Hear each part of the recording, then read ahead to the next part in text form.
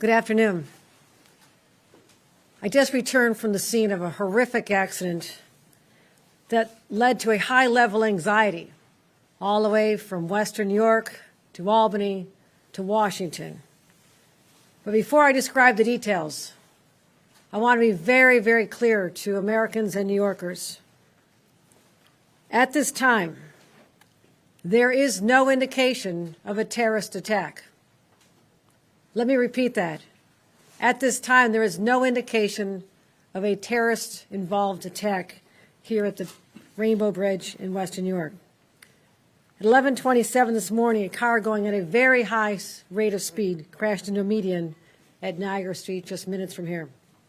It's in the city of Niagara Falls, near one of the border crossings into Canada, the Rainbow Bridge. There are 4 border crossings here in Western New York. This is one of the busiest crossings, not just in Western New York, but along the entire U.S.-Canadian border. And it happens on the busiest travel day of the year. So naturally, in a time of heightened alert, everyone's sprang into action. It crashed into a Customs and Border Patrol booth, and the car and the booth immediately exploded. Burst into flames.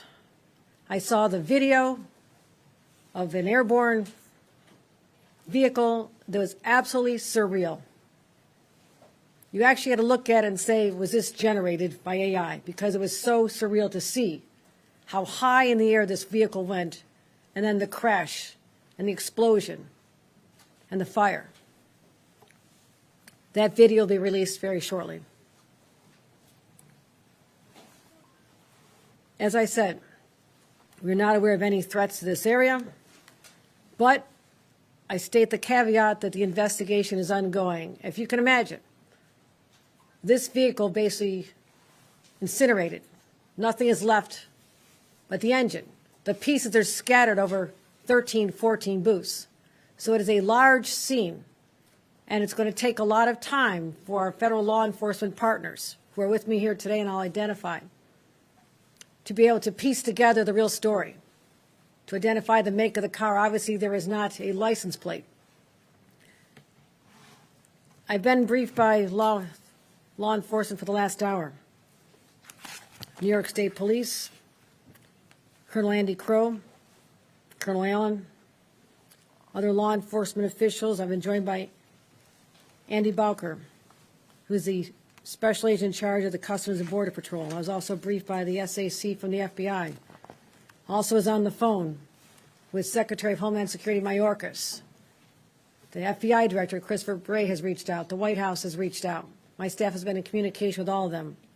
I spoke with Senator Schumer, Senator Gillibrand, Congressman Higgins, local law enforcement, as well as local elected officials, because the world is watching to find out what happened here.